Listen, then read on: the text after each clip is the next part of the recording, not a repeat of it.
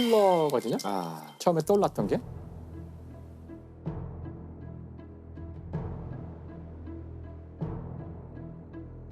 우선 많은 분들이 아시겠지만 그래도 혹시 모르니까 히틀러가 얼마나 나쁜 사람인지를 이야기를 조금 하지 않을 수가 없을 텐데 일단 히틀러는 2차 세계대전을 일으켰고요.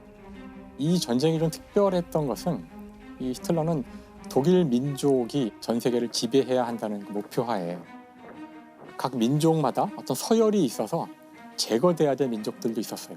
그 서열 안에는 특히 이제 모두 잘 아시는 것처럼 유대인이 없어져야 될 대표적 민족이었고 그래서 점령지에서의 그 가혹행위가 정말 상상을 초월하는 정도로 이루어지게 되는데 유대인이 무려 600만 명이 이제 이 죽음을 당하게 되죠. 아주 큰 전투가 있을 때조차 하루에 10만 명이 죽으면 이건 엄청난 사실 비극이에요.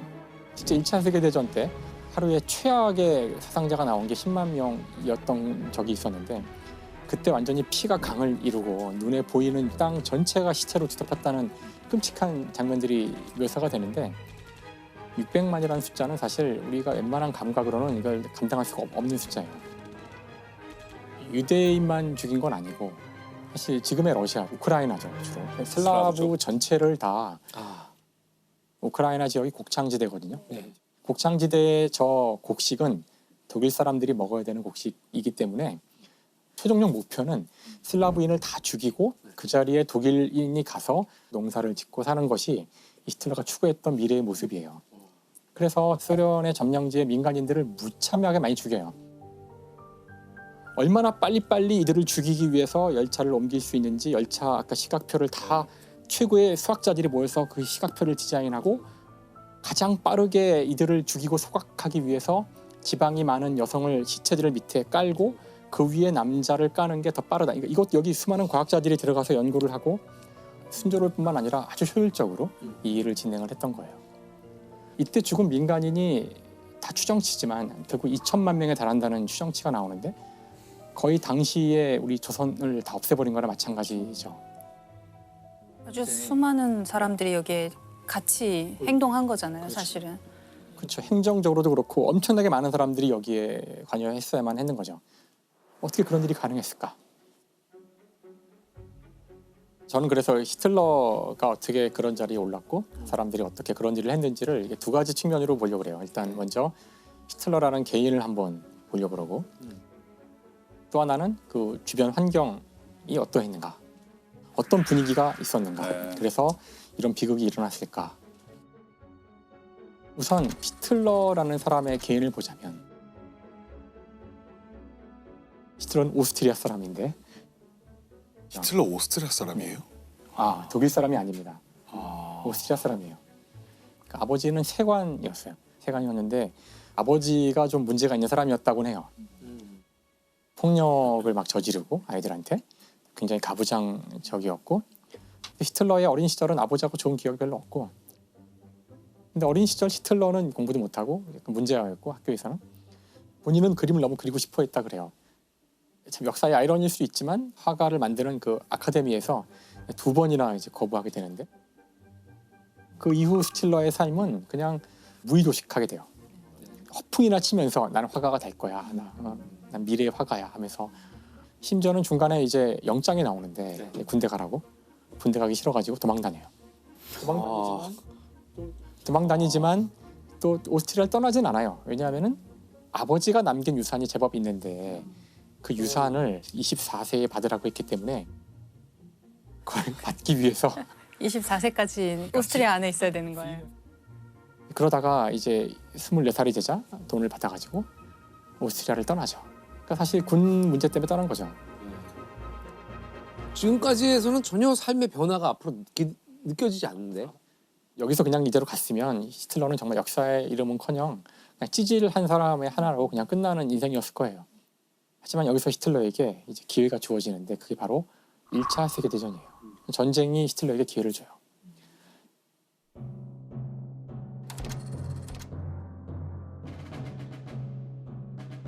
(1차) 세계대전이 터지자 이 전쟁은 독일 민족 민족주의를 내건 전쟁이거든요. 독일 민족, 슬라브 민족, 민족과 민족이 충돌한 그런 전쟁이기 때문에 누구보다 히틀러는 이 전쟁을 정말 반겼고,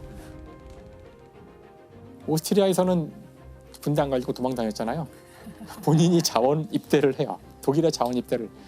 독일 사람도 아닌데 독일 군대에 정의감에 불탔고 정의감에 불타서 자원 입대를 하게 돼요. 당시 히틀러는 연락병이었대요. 총알이 쏟아지는 그 와중에 전방과 후방을 직접 오가면서 그 전력 역할을 하는 건데, 그 연락병 역할을 충실히 수행을 하여 1차 세계대전에서 히틀러는 천십자 훈장을 2급, 1급에서 각각 2번을 받아요.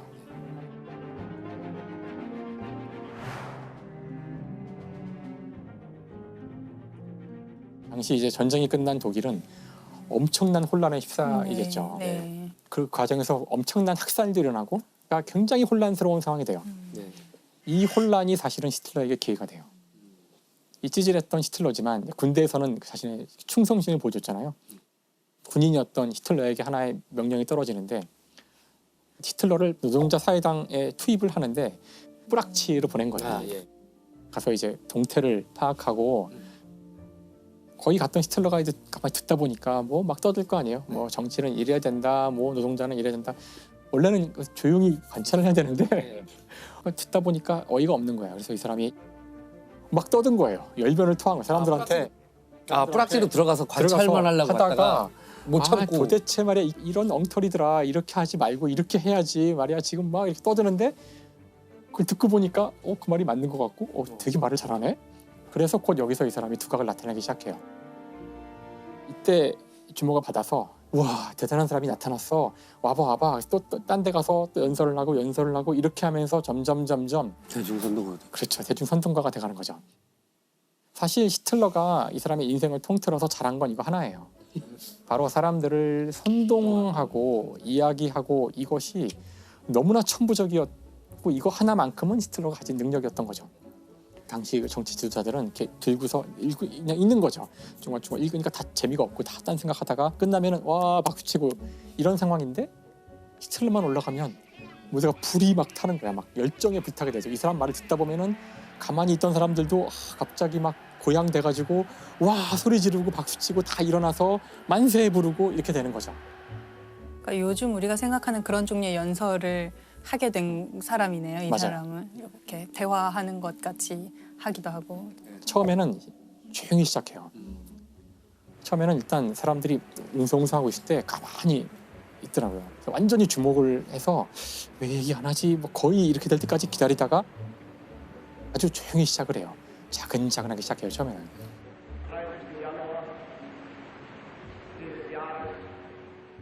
착착착착착착착 올라가서 그러면 이렇게 해서 막 쓰러지면서 머리가 흔들리고 막 경련을 일으키면서 막 떠들면 사람들이 전부 다 일어나서 와 하면 또 탁 떨어져서 다시 또 착착착착 하면서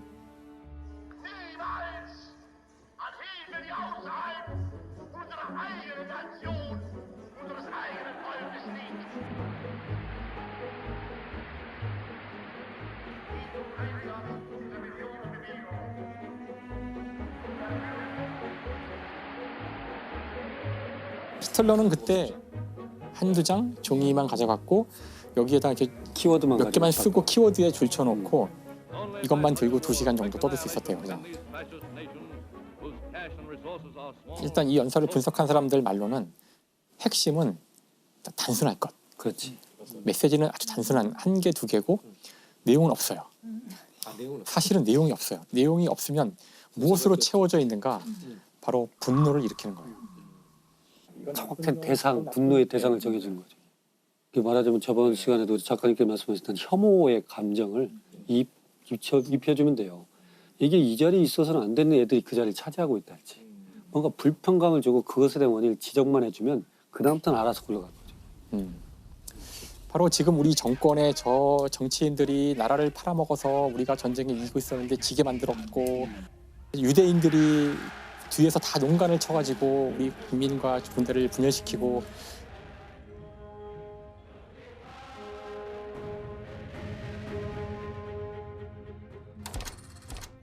히틀러를 이렇게 만들어주는 두 개의 사건이 있는데, 전쟁에 진 이후에 협정을 맺어야 되잖아요. 그 뒤에 이제 협정들이 계속 이루어지게 되는데 협정이 이루어지는 과정에서 너무나 굴욕적인 일들이 벌어지는 거죠. 땅을 뺏기고 그 땅뿐만 아니라 엄청난 배상금을 이제 물라고. 근데 그 배상금이 상상을 초월하는 액수였어요. 당시 지금 그렇지 않아도 독일은 붕괴된 상태라서 돈을 뭐 주기는커녕 지금 이 자체가 굴러가지 않는 상황인데 그러면은 너희 줄 때까지 우리가 너희 땅을 점령할 거야. 그리고 군대를 보내요. 너희 배상금 줄 때까지 우리 안 나가. 그러니까 이러니까 독일 국민이 정말 완전히 막 치는 거죠. 야, 이걸 독일 군인이 그냥 막고 있냐? 싸워야지. 우리 정부는 뭐 하나? 막 이러는 거죠. 그때 이제 히틀러는 지금이 기회다. 지금이야말로 쿠데타를 일으킬 절호의 시점이다 해가지고 쿠데타를 일으켜요. 그런데 계속 나오겠지만 히틀러는 기본적으로 이렇게 이런 거에 능한 사람이 아니에요. 경제적, 정치적, 역사에 대한 뭐 이런 통찰력이 있는 사람이 전혀 아니에요. 연설은 잘하지만 개인적으로 만나면 쭈뼛거리고 사람들하고 소통도 어려워하는 그런 사람이에요. 이런 위치에 올라갈 거라고는 상당히 이해하기 힘든 그런 캐릭터죠. 시원치 않게 기획되고 그냥 제대로 잘 진행되지 않은 쿠데타는 진압당해요. 그래서 이제 감옥에 가게 되는데 이게 기회가 돼요. 사실은 반역자잖아요. 그렇죠. 보통 그러면 뭐 엄청난 중벌을 받는데. 보통은 이걸로 끝나죠. 정치 인생이 끝나게 돼야 되는데 쿠데타에 실패하고 감옥에 들어가는데 재판이 진행되죠. 이 재판을 이용하죠. 거기서 또 언변이. 그래, 이거 내가 다 주동한 거야. 내가 다 한 거고 나는 새로운 독일을 원했고 지금 봐봐. 이 말도 안 되는 정부가 나한테 권력을 주면 이렇게 안 할 거야. 이러자 오히려 사람들은 박수를 치고 아, 그 마음이 뭔지는 알겠어요. 우리가 봤을 때 막 나라가 지금 엉망이고 개판이 됐는데 쿠데타가 마음속으로는 또 성공했으면 좋겠다고 생각하는 사람도 있었을 것 같아요. 그런데 실패했는데 자기를 인정했어. 인정하고 난 후회하지 않는다. 적의 적은 나의 동지죠. 결국 법원이 결국은 여기 극형 같은 걸 때려야 되는데 그렇죠. 5년형을 선고하게 되고 그다음에 감옥에 있을 때에도 엄청난 대접을 받아요. 전국에서 텐레터와 꽃다발이 수북히 쌓이고 간수들이 큰 방을 마련해서 소파에 누워 있었다 그러는데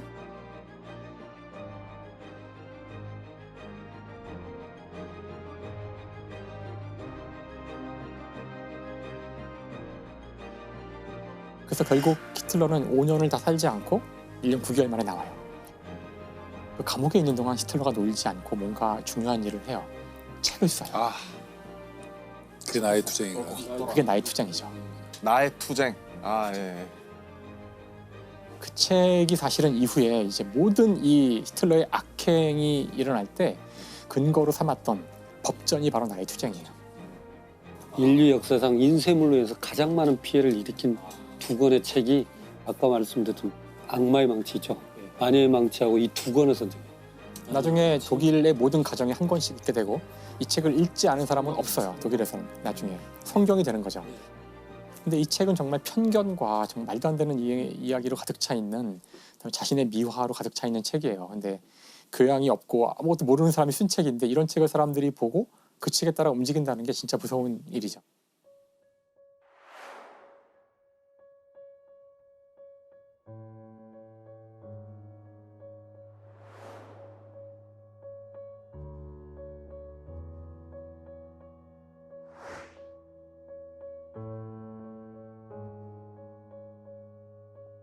어쨌든 히틀러한테는 그 쿠데타 시도가 자신을 전국구 스타로 만드는 계기가 돼요. 이제 두 번째 기회가 히틀러를 총통의 자리로 보내게 되는데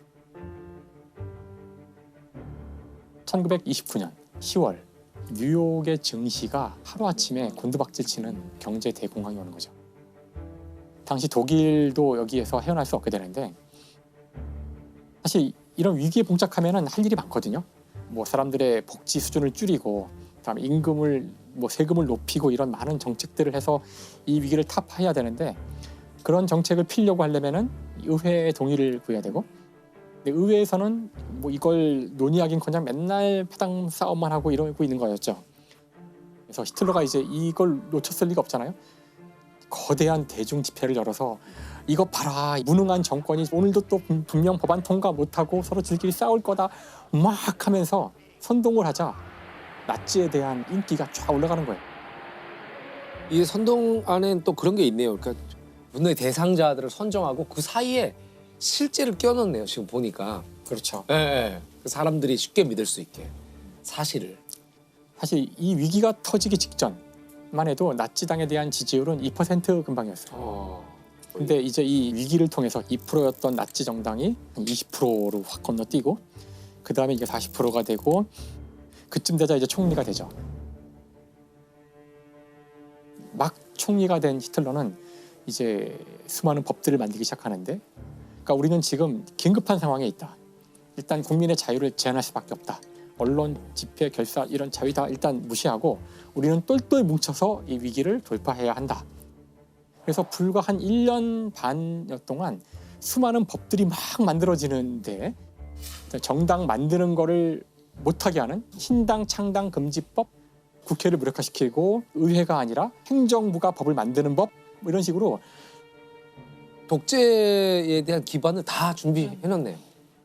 근데 이때 재밌는 것이 이게 다 민주적 절차를 통해서 사람들이 법을 만들 때마다 사람들이 이거 좀 무리한 거 아니야 싶으면은 그래 국민투표할게. 국민투표를 해요.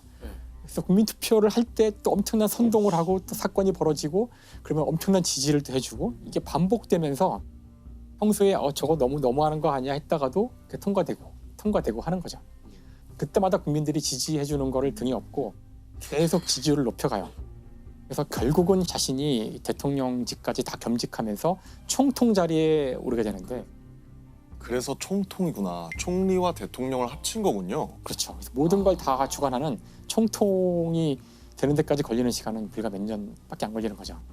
결국은 이 독일이 위기에 처하는 것이 히틀러에게 아주 행운으로 계속 작용을 하게 돼요.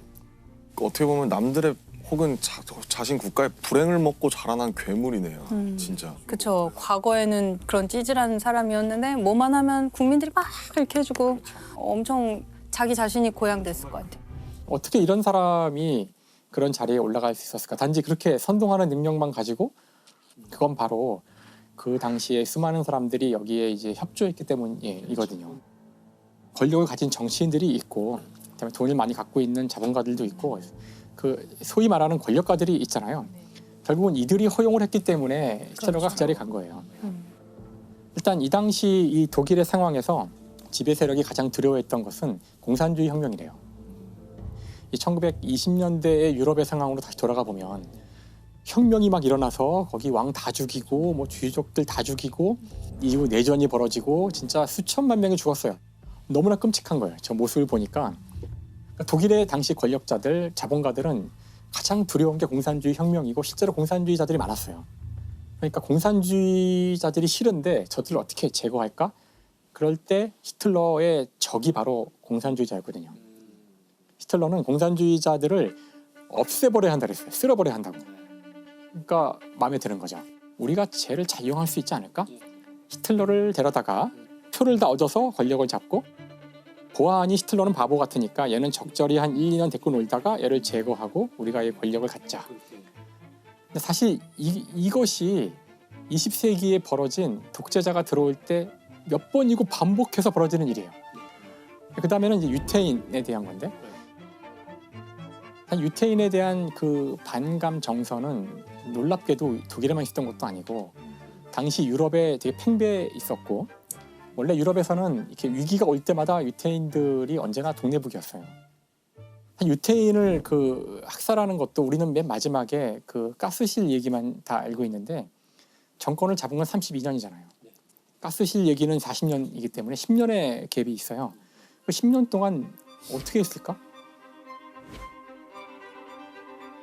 유대인들을 아주 다양한 방법으로. 차근차근 괴롭혀서 결국 학살로까지 가는 거거든요.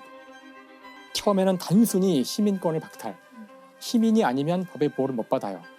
그다음에 그 공직자를 다 쫓는, 그러니까 공직에 못 나가요. 그러면 일단 공무원들부터 실업자가 돼. 하지만 새로운 직업은 가질 수 없어요. 할 수 있는 건 쓰레기 청소만 가능하고, 왜 이렇게 하냐면은 유대인들은 더럽다고 얘기하거든요. 불결하다는 거를 보여주기 위해서 체포에 가면은 일부러 며칠 동안 씻지도 못하게 하고 화장실도 못 사용하게 해요. 그럼 그 안이 똥오줌으로 범벅이 될 때까지 둬요. 더럽다는 걸 보여주는 거죠. 그런 다음에 이제 이들을 격리시키고 캠프에 보내고 조직적으로 빠른 속도로 죽게 되기 때문에